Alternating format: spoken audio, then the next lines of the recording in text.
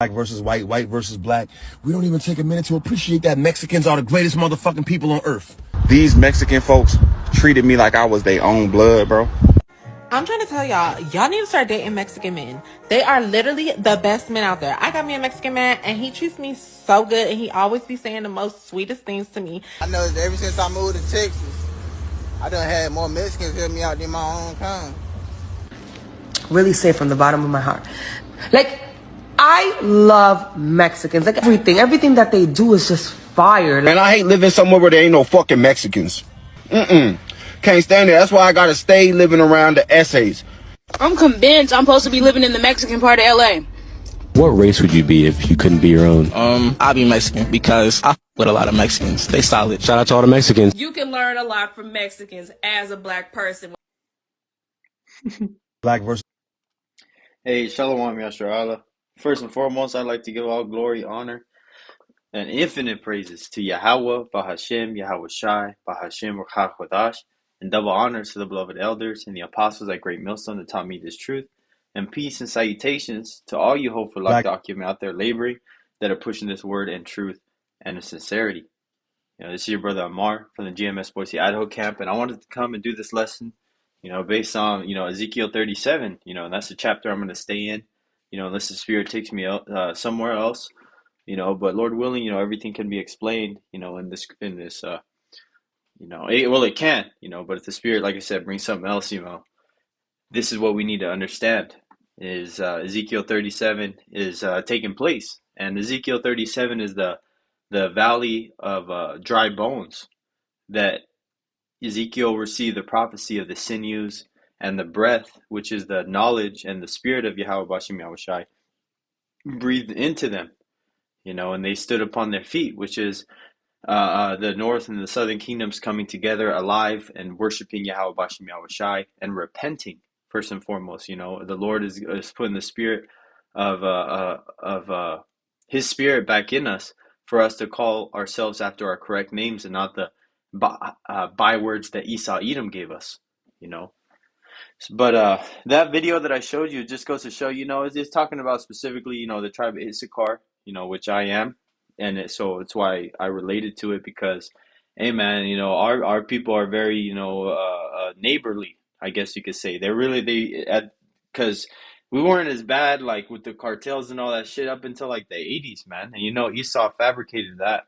But I know that one of the main things that a couple of those videos were like a compilation of videos coming together.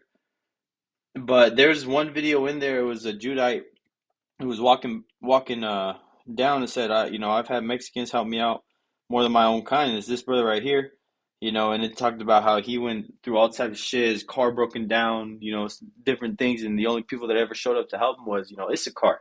But I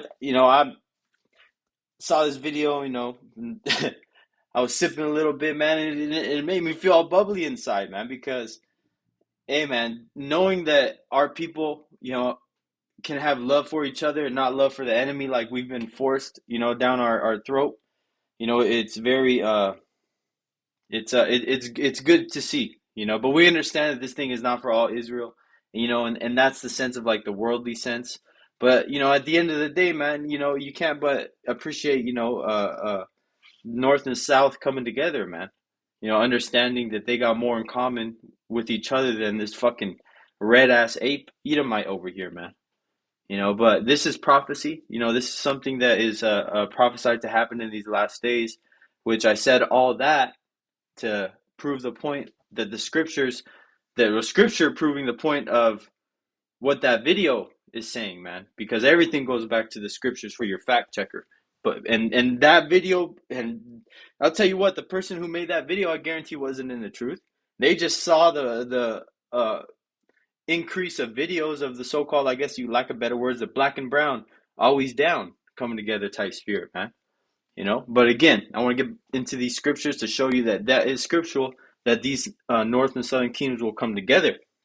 And I'm going to start at verse 12, Ezekiel 37 and 12.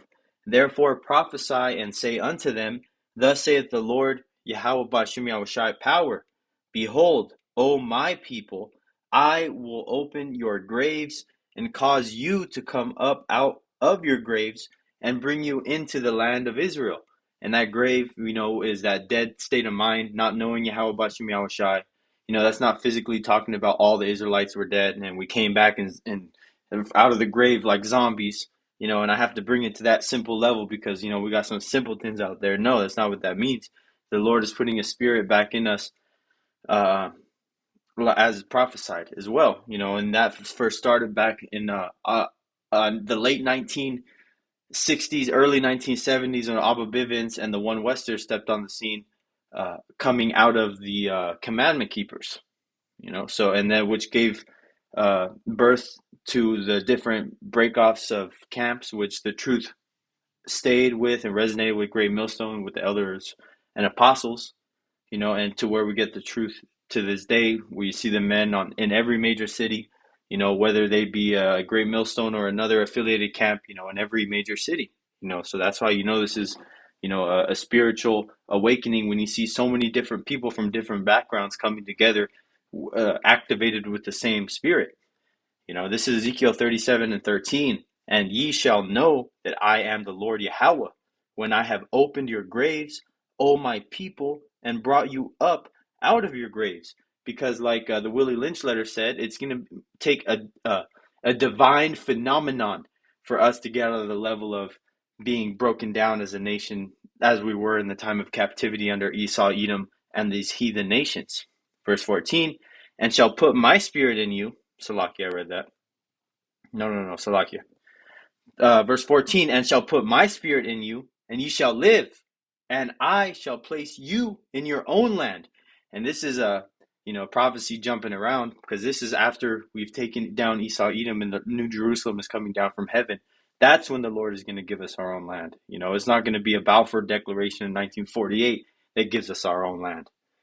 Continuing, then shall ye know that I am the Lord Yahweh, that I, the Lord Yahweh, hath spoken it, and performed it, saith the Lord Yahweh. Verse 15, the word of the Lord came again unto me, saying, verse 16, moreover, thou son of man, take thee one stick, and write upon it for Judah, representing the southern kingdom, and for the children of Israel, representing the northern kingdom, his companions.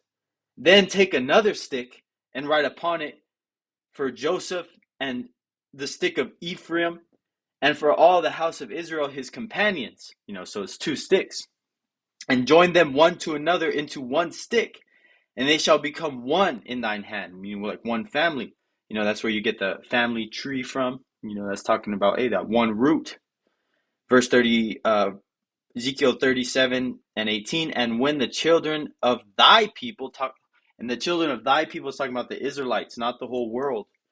And that's why it named names Israel, and Judah. And then it had Joseph and Ephraim, which is, again, symbolic to the northern kingdom, to really push the point home that it's talking about the south and the north, because there was the big split. Verse 18, and when the children of thy people shall speak unto thee, saying, wilt thou not show us what thou meanest by these? Verse 19, say unto them, thus saith the Lord Yahweh, power, behold, I will take the stick of Joseph, which is in the hand of Ephraim, which who got the blessing, and the tribes of Israel, his fellows, and will put them with him, even with the stick of Judah, and make them one stick, and they shall be one in mine hand. Verse 20, and the sticks whereon thou writest shall be in thine hand before their eyes. And that is talking about the 12 tribes chart, that as you see in Salakia, as you see right here, like I have a picture of it. This is Ezekiel 37. Salakia, I know here, right here. This is Ezekiel 37. This is what we put out in the front of our camps for Israel to see. In English, and our camp has it in Spanish as well. So there's no excuse. Continuing, verse 21, and say unto them, thus saith the Lord Yahweh, behold, I will take the children of Israel from among the heathen, whither they be gone, and will gather them on every side, and bring them into their own land, because we came over here to the North and South and Central Americas, and then, ultimately Israel has been spread, the diaspora, the great scattering through all the four corners of the world, but specifically Israel took that journey after King Salmanasar, the Assyrian captivity by 1.5 years to come over here to the Americas. We took that journey to go a little bit further. And that's why it says from among the heathen, whether they be gone, so we were out of there, man. Verse 22, and I will make them one nation in the land upon the mountains of Israel.